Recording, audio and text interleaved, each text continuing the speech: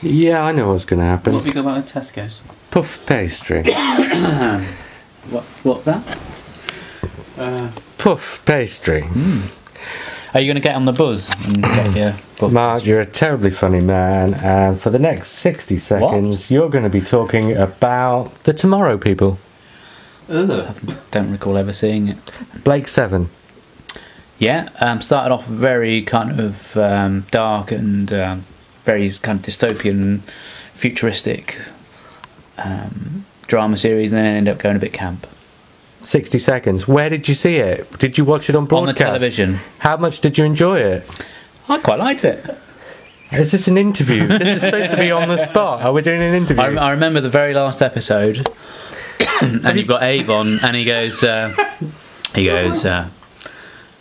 you betrayed us? Have you betrayed me? And he does this really hammy acting. It's brilliant. Oh, hello. What the hell was that all about? I have no idea.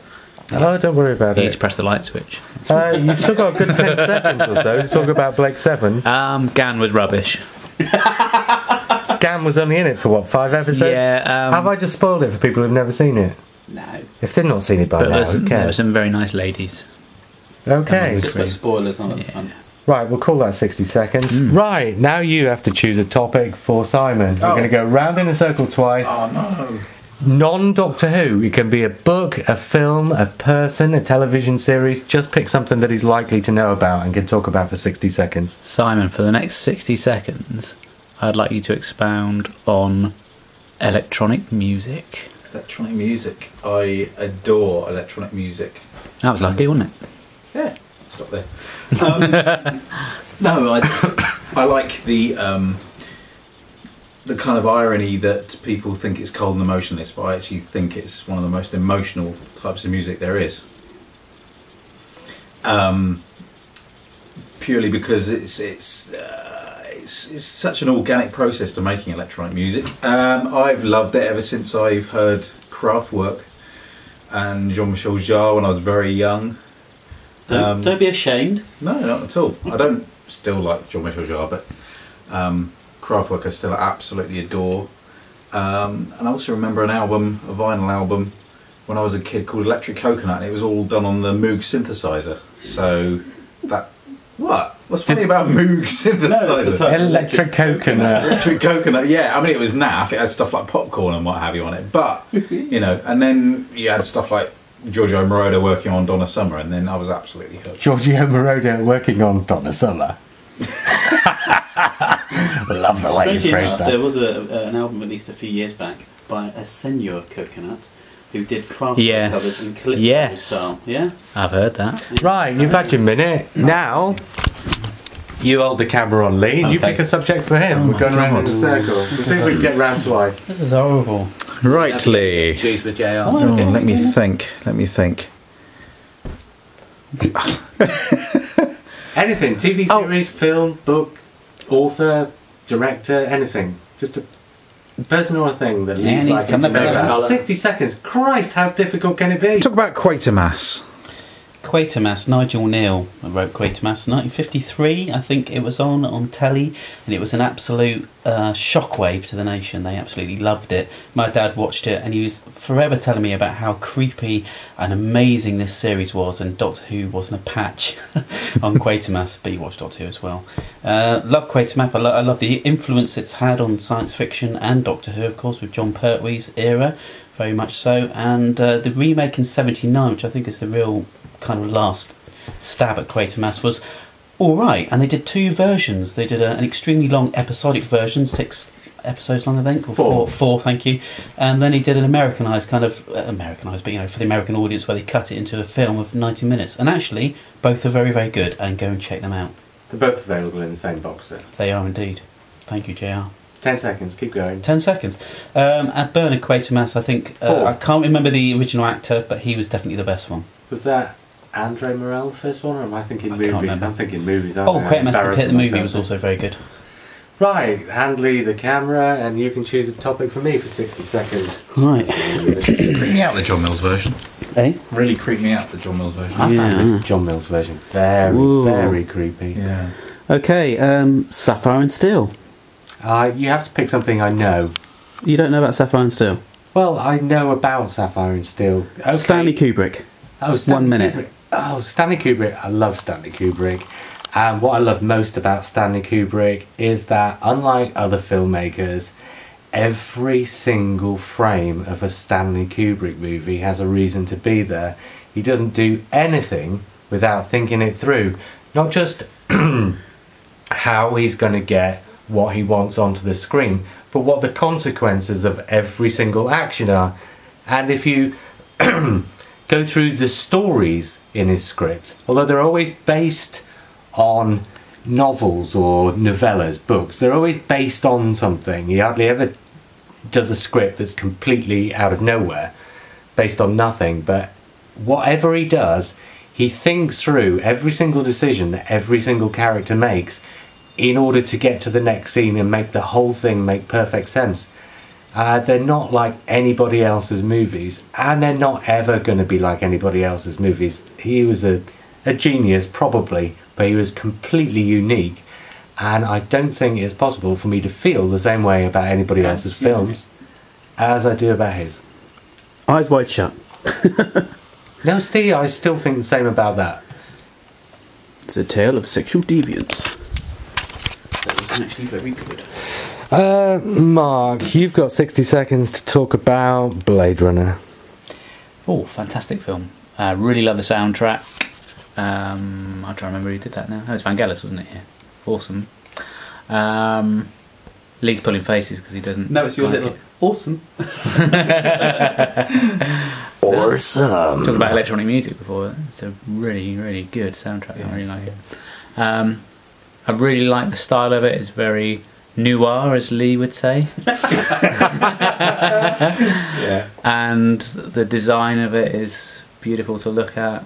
You know, these beautiful hover cars and all the kind of neon lights and all that kind of stuff. It's just, I love watching that film. It's great. I haven't watched it for a while. I might have to dig that out. Run out of things to say now. When did you first see it? Oh, blimey. At the pictures? No, I probably saw it as a kid video? on TV. Oh, okay. So yeah, it's one that's always been around, but I really like that film. Okay, these sort of Is the original stumbled cut over a available minute. anywhere? Can you actually get the original Yeah. cut? You know, with I've got the collector's one where you get the original cut, the you did get director's the original cut, They and left it out again. I'm sure. Oh, no, I no, don't know, there's maybe a I'm 5-disc misremembering. set with 5 different cuts of the movie in. Yeah. Oh right, okay. 5 different cuts of the movie, that's right, because I did a film club, right, and I put on the one that I thought I'd put on the one that everybody loved, which was, I think, a director's cut. Director's Yeah, cut, there were 5 1991. versions, and the director's cut was, I really should put this on and watch it, everybody should watch this. And it didn't work. None of them worked in the DVD player apart from the new cut. The final cut it's called, isn't it? Yeah, and actually, it wasn't that bad. Well, no. Has it got the voiceover? That's the bit I No. love. I liked the voiceover as well. I didn't think the I'd rather be a voiceover... killer than a victim. That one. Yeah, a lot of people moaned about that, but I didn't think... I thought that suited it perfectly, suited the tone perfectly. Not your best impression, though. Who does impressions of Harrison Ford? No one. Right, come on the spot for a minute. Yeah. Simon's going to talk about... Rainbow. Rainbow. Oh, what can I say about Rainbow? It was a bit of a bittersweet experience because I remember getting really annoyed by Rod, Jane and Freddie, but absolutely loving Zippy and George. I thought Zippy was a comedy masterpiece, and they never made enough of it. And he's a bit like Donald Duck. You know what always got me? Why do they call it Rod, Jane and Freddie? Why don't they call it Freddie, Rod and Jane? No, don't we? It doesn't poetically work, does it? But it's a bit like Donald Duck, Zippy, in as much as he and Sweep from Sooty and Sweep, in that the more angry they get, the funnier they get. So yes. Did Sweep say anything? Did Yeah, he- did he absolutely. go- Yeah, so but it was absolutely. the more annoyed you got. It's what he didn't say that was. He said nothing but funny. swear words. That was just the beeper-matic coming in. Absolutely, yeah. As for Sooty, well, filthy. So what else about Rainbow? Yes, I think we've mentioned before that there is a Rainbow Nasty video on YouTube. There was a The one that they Christmas tape, recorded, wasn't it? The Christmas tape, yeah, where they sing a song about strumming. I'm saying nothing more than that. You've limped past a minute, by the way. Have I? Limped? Yeah. It's a bit harsh. Right, let's pass the camera along. Let's pass it along. Limped, probably limped because of your interruption. Hey. Fair enough. So what can I do to put Lee off with the camera? Don't try and put him off. won't put me Let's off. just. The No chance. point of the exercise is just nice 60 seconds where he can talk about something he loves. Pick him something he loves. Something he loves. You can't- What does he love? Heavy metal. I knew you were going to say that. It's such an easy target, isn't it? That's an easy target. I don't like heavy metal. I like heavy rock, and I like thrash metal, and I like punk and indie and all that kind of stuff. So heavy metal, shredding guitars, latex. What do they? What's those tight things? Spandex. Thank you. Spandex. Latex, but you know what I mean. Spandex trousers, long hair, Bon Jovi, Wingway, Malmsteen. Yeah, I can't bear any of that. But I do really like Metallica, and I do like Slayer, and I do like really, really heavy stuff. But at the same time, I'm quite happy to turn around and listen to a little bit of Bing Crosby. It's a list video now. I don't like X, Y, and Z. Heavy I do metal. like A, B, and I'll tell you C. something about heavy metal. It's used too much in films. We watched Judge Dredd last night, and Absolutely. he was in that as well. And you kind of think, no, stop it. It's quite electro though. The electro, I do like the electro side of it. I mean, the new kind of dubstep, the Prodigy, that's not new obviously, but that was all very heavy dance with a punk metal edge to it. So yeah, I enjoyed that. Right, you've gone past a minute. By There the should way, be more so- heavy metal in Doctor Who. Is that it? Right, Am I done? so I think that's the end of the episode. You've only done 1 minute though. Oh yeah. Oh, I've got one more to do. Yeah, but I did lots and lots and lots last time. Okay, You loved it. Go on, bookend it. Bookend it. one more and then we're done. Bookend it. Say word. Eric Sayward. Do you know what? Eric Sayward came into the programme and he had written like 2, maybe 3 radio plays. He got invited in to write a story for the season which had no script editor. And they had no script editor. Anthony Rood had sort of stepped in and was doing the job for 6 months, but he was just doing the bread and butter side of the job, none of the creative stuff. And Eric Sayward came up with something that at the time seemed like genius, so they asked him to stay on. And that may have been, you know, retrospectively speaking, the worst decision they could have made. But at the time I was really happy because I liked The Visitation and I liked Earthshock. believe it, it's not recording. Oh, Well, it's recording on the camera, that's close enough. you're in so much trouble, Simon. But I liked The Visitation, I liked Earthshock when I first saw them. I just don't think they sat well. They're not stories that I... Honest answer. Go on. For an honest question. If you met Eric Sayward, what would you say? Because it's a tricky thing, isn't it? It's all very well having an opinion about someone, but if you met them, what would you say? Well, I just walk off. I just walk past him. Yeah. Do you mean if I sat down and had to speak to him? Yes. Well, I wouldn't have a go at him, and I wouldn't call him a... Would you give him the sooty treatment? What's not said is more powerful. What I'd do is I'd have a nice conversation with him in which I would not question him about his actions, criticise him over his actions, but what I would very subtly do, and I have practiced this before so I know I can do it, is I'd slip my shoe off, I would drop the peas on the floor, I would pick them up between my big toe and my little toe, and I would drop them down the side on the inside of his shoe, so that when he got home, he'd take his shoe off and find a load of mushy peas all on the bottom of his foot. That's what I'd do. Right, you've had 2 and a bit minutes about Sayward. I think that's enough. Yeah. I did 2 there. I did Sayward, and what would you say to Sayward?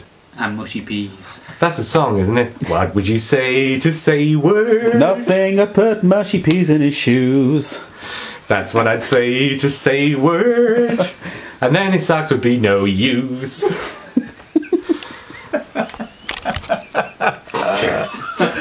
Oh dear. And now I can tell that I haven't had enough sleep because I'm actually finding that funny. It's late, let's go. Yes.